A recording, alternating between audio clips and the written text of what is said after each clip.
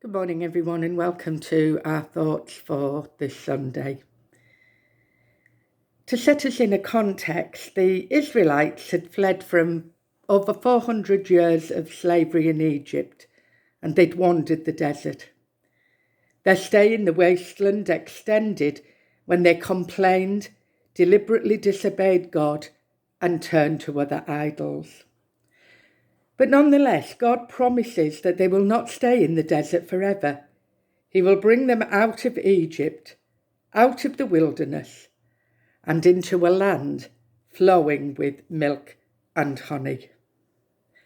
But why honey? And do we find mention of this land in other parts of the Bible? Well, we're going to look at the land that's oozing with milk and honey. We find this in conjunction with the promised land in more than one book of the Bible. There are various parts of Scripture. Exodus 3 and verse 8, "So I have come down to deliver them from the power of the Egyptians, and to bring them up from that land to a good and spacious land, to a land flowing with milk and honey." From Leviticus, "Hence I have said to you, you are to possess their land, and I myself will give it to you to possess it, a land flowing with milk and honey. I am the Lord your God who has separated you from the peoples."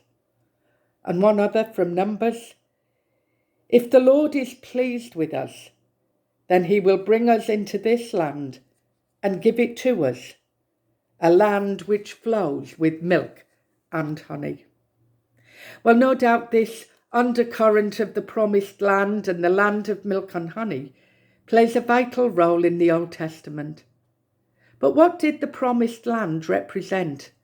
And why did the Old Testament writers place such a heavy importance on it?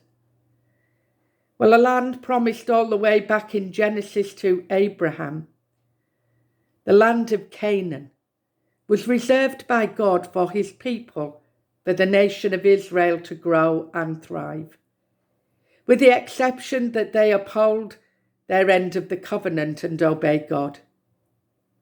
And yet they often failed at this, which explains why they didn't always stay in the promised land. For those familiar with the story of Joshua and Jericho, we know that when Israel finally finishes their 40 years of wandering in the desert and they come to the promised land, they find another group of people have already taken hold of the city. Scripture seems to assert this land stood out from the rest. It has an abundance of resources. The land had a touch of divine symbolism, and everyone from the land drank from rainwater.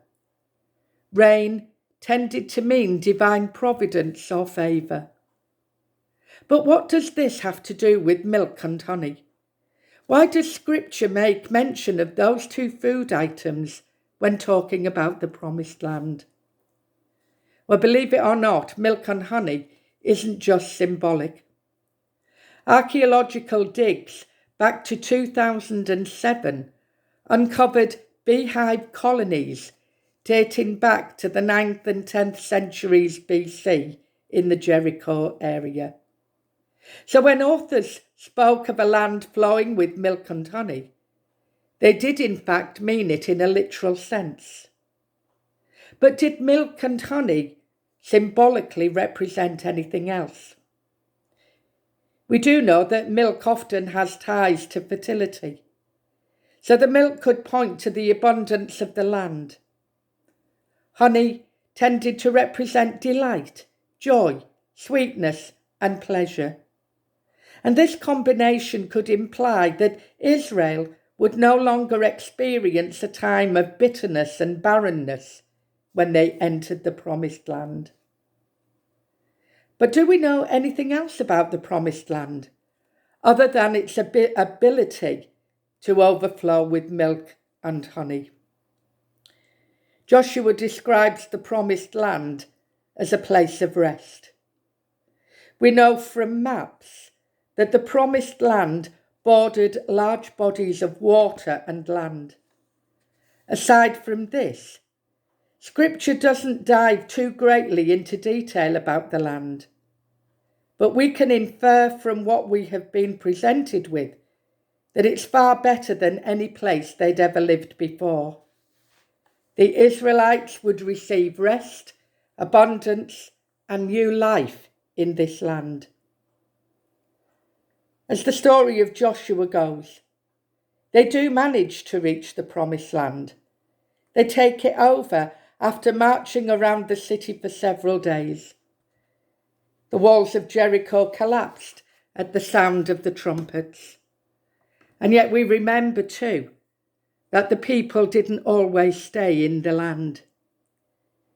From the judges through the kings of Israel, we witness a constant process, a circle where things happen and they go round and round.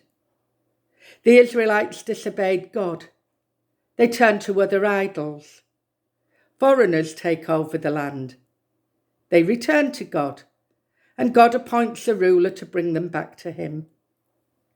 But eventually, Israel, that has now split into two, had strayed so far from God that he allowed the Assyrians and the Babylonians to take them into captivity. And as a result, they had left the land for decades.